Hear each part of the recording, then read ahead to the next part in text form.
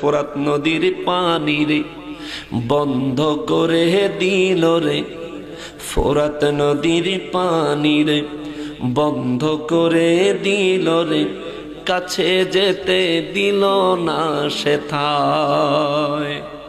পশু পাখি খাইল কেহ বাধা না দিল, পশু পাখি খাইল কেহ বাধা না দিল, বাধা শুধুই হুসাইনের বেলায়, বাধা শুধু আহলে বাইতের বেলায়। ওরে নিষ্ঠুর পাষাণের আরে ইমাম হুসাইন রাদিয়াল্লাহু তাআলা আনহু কোন সীমার রে, ও সীমার আমারে চিননি, আমি হুসাইন ওই ফোরাত নদীর পানি আল্লাহর দরবারে চাইলে আল্লাহ আমি হুসাইনের কাছে ফোরাত নদীর পানি পাঠাইতো, তোমরা আমারে বাধা দিতে পারবা, কিন্তু নদীর পানি সমুদ্রের পানি বাধা দেওয়ার ক্ষমতা হিম্মত তোমাদের নাই। সুবহানাল্লাহ। কিন্তু আমি হুসাইন চাই নাই।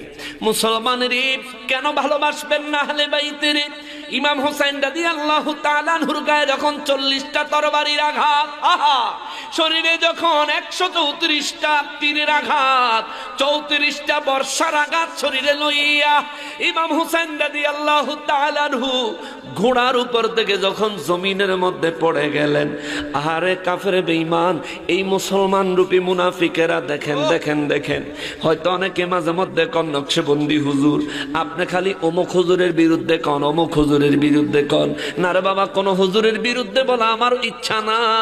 যারা হুজুর হইয়া আহলে বাইতের বিরোধী, যারা হুজুর হইয়া নবীর আওলাদদের বিরুদ্ধে ইয়াজিদের মতো কথা বলে, যারা হুজুর হইয়া প্রিয় নবীর ইজ্জতে সম্মানে আঘাত করে, ওই হুজুরদের সঙ্গে ইসলামের কোনো সম্পর্ক না। ঠিক কিনা বলো? এই জন্য বাবারে বাধ্য হইয়া কোরআন সুন্নাহ মোতাবেক কথা বলতে হয়, নয়তো কারো বিরুদ্ধে কথা বলার কোনো ইচ্ছা, কোনো স্বাদ, কোনো স্বভাব আমাদের নাই। ও বাবারে, ইমাম হুসাইন রাদিয়াল্লাহু তাআলা আনহু আমার জন্য আপনার জন্য কি করছে দেখেন। ইমাম হুসাইন রাদিয়াল্লাহু তরবারির আঘাত, বর্ষার আঘাত, আবার তীরের আঘাত লইয়া হামাগুড়ি দিতে দিতে দিতে দিতে ফোরাত নদীর দিকে রওনা হইছে। ইয়াজিদ বাহিনী কয় তারা থামাও, সীমার কয় রাজ, থামাস না, দেখি কি করে, কারণ তিনি তো আহত, এখন আর তেমন কিছু করতে পারবো না। ইমাম হুসাইন রাদিয়াল্লাহু তাআলা আনহু হামাগুড়ি দিতে দিতে ফোরাত নদীর কাছে গেলেন, হাঁটু পানি পর্যন্ত ফোরাত নদীতে নামলেন, ফোরাত নদীর পানির মধ্যে হাত দিয়া হাতের মধ্যে পানি নিলেন, নিয়া পানির দিকে তাকায়া কয়, ফোরাত নদীর পানি রে, আমার নানারে যদি না বানাইতো তো করে আল্লাহ বানাইতো না। আজকে নবীর আওলাদ হইয়া তুমি পানির অভাবে আমার কলিজার টুকরা 6 মাসের শিশু আলী আসগর পর্যন্ত শাহাদাতের পেয়ালা পান করো। ও ফোরাত নদীর পানি, সময় মতো তোমাদেরকে পাইলাম না, তবু তোমাদের মধ্যে আমি নামছি কেন জানোনি? নবীর আহলে বাইত যে পানি পান করতে পারলো না, আমি ইমাম হুসাইন যদি তুমি পানিতে হাত লাগাইয়া দিয়া না যাই, ও ফোরাত নদীর পানি রে, আমার নানার উম্মতের জন্য তুমি নদীর পানি খাওয়ার হালাল থাকতো না। আমরা খাইতে পারি নাই, এই পানির জন্য আমরা শাহাদাত বরণ করলাম, তাতে কি হয়েছে? নানার যে উম্মতের জন্য আমি হুসাইনের জীবন দিলাম, আলী আসগরের শহীদ করলাম, আহলে বাইতের প্রায় সব সদস্য জয়নাল আবেদিন রাদিয়াল্লাহু তাআলা আনহু ছাড়া আর বাকি সব যখন শাহাদাত বরণ করলো, কিছু মহিলা ছাড়া আমরা নিজেদের জীবন দিয়া গেলাম নানার যেই উম্মতের জন্য। তুমি ফোরাত নদীতে নাইমা, তুমি পানির গায়ে হাত বুলাইয়া দিয়া আমি হুসাইনের কদম তুমি পানিতে লাগায়া আমার নানার উম্মতের জন্য এই নদীর পানি পান করা হালাল করে দিয়ে গেল। আর কি করত, আর কি দিত?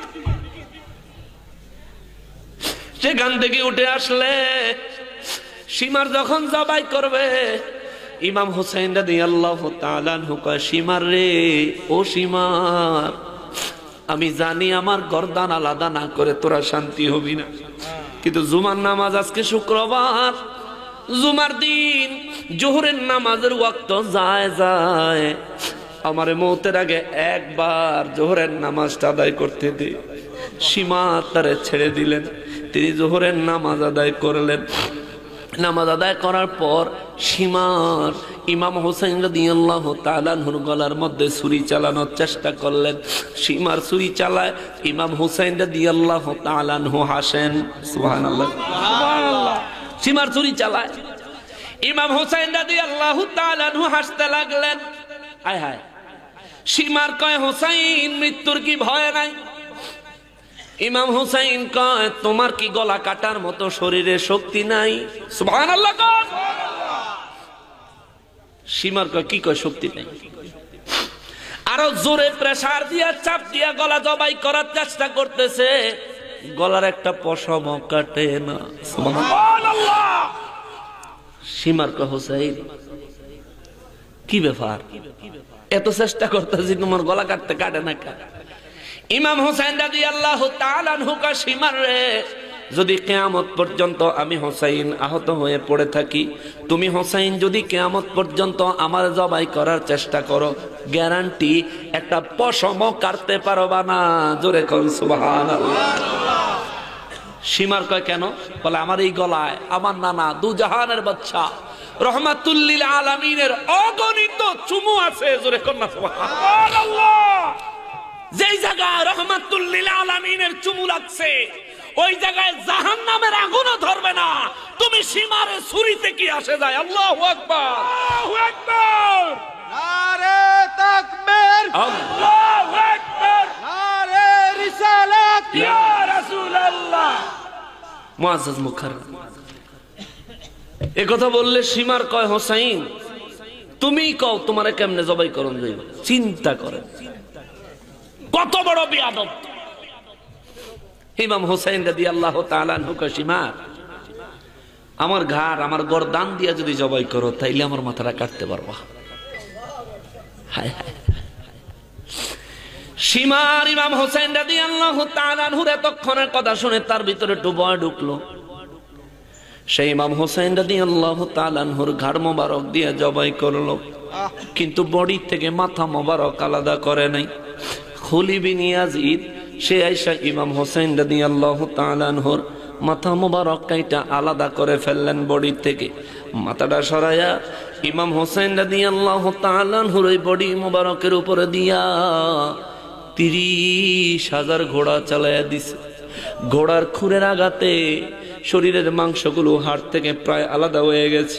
মুসলমানেরই ইমাম হোসেন রাদিয়াল্লাহু তাআলা আনহু দুলদুল ঘোড়ার উপরে যখন তীরবিদ্ধ হলেন, আহত হলেন, জমিনে পড়ে যাবেন, এমন সময় ইমাম হোসেন রাদিয়াল্লাহু তাআলা আনহু পুরা যুদ্ধের মধ্যে আসমানের দিকে তাকায় না, সব শেষে আসমানের দিকে তাকায়া দেখে আমার পেয়ারা নবী দু জাহানের বাদশা রহমাতুল লিল আলামিন ইমাম হোসেনের দিকে তশরীফ আনতেছে। সুবহানাল্লাহ। নবীদের হাতে একটা বোতল, নবীজি তশরীফ আনলেন। ইমাম হোসেন রাদিয়াল্লাহু তাআলা আনহু যে আঘাতগুলি খাইলেন ওখান থেকে রক্ত ঝরতেছে।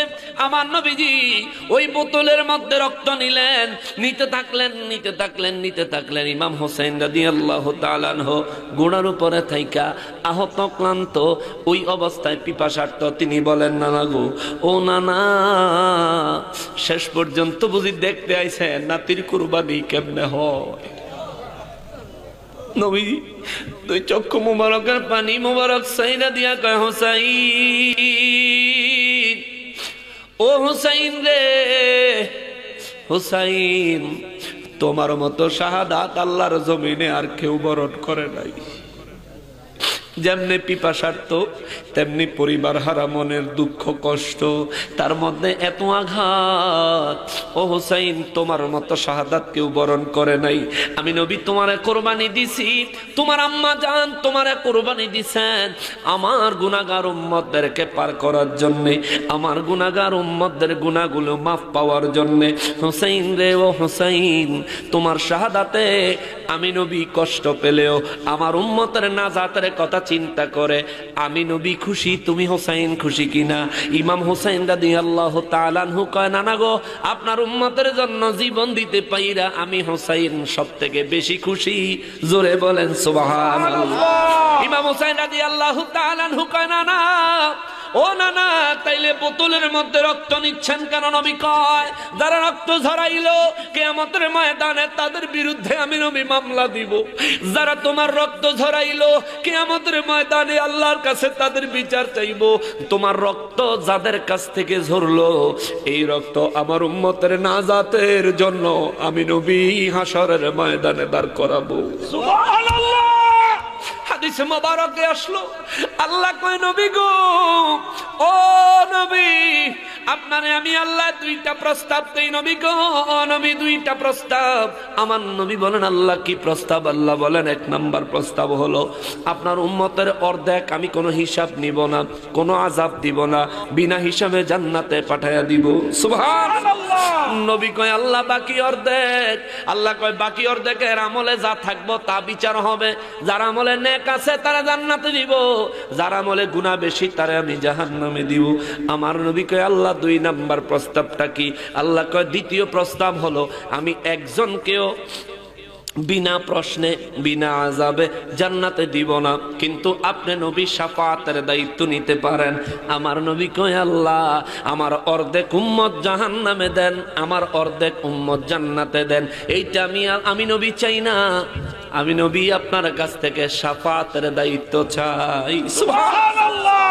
জিবরাইল আমিন কয়, নবী গো, ও রাহমাতুল লিল আলামিন, অর্ধেক আল্লাহ মাফ করে দিছিল, এটাই তো ভালো ছিল, ওইটাই নিতেন, তাইলে আপনি শাফাতের দায়িত্ব নিলেন কেন?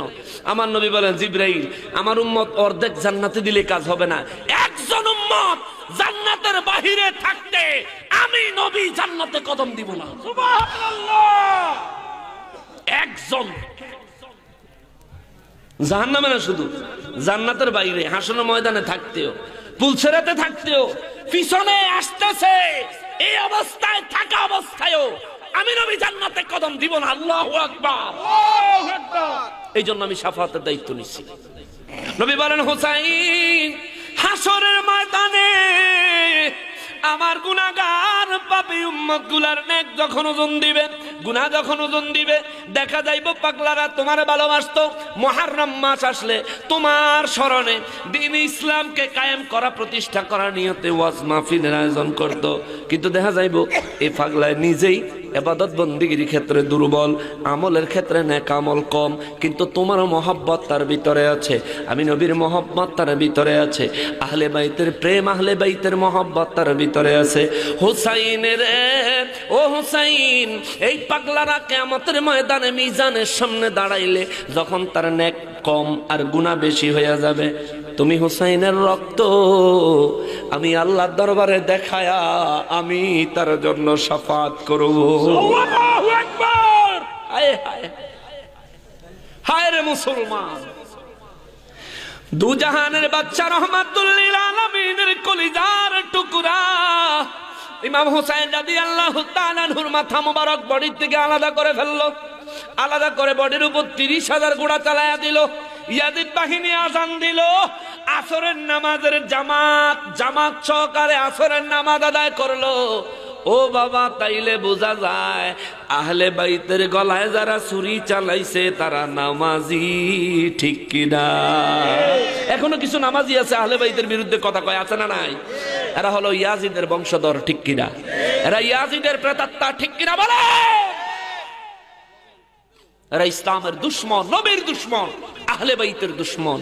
যখন তোমার অন্তরে আহলে বাইতের মহব্বত আসবে না, ইমাম হুসাইন রাদিয়াল্লাহু তাআলা আনহুর পক্ষে কোন ঈমানি জজবামূলক কথা বললে যখন তুমি বিভিন্ন প্রশ্ন তুলবা, ও ভাই তুমি বুঝা নিও তোমার ঈমানে দুর্বলতা আছে, বাইরে তুমি নিজেরে শুধরাও, নিজেরে পরিবর্তন করো, নিজেরে পরিবর্তন করো। ও মুসলমান, মুসলমানেরই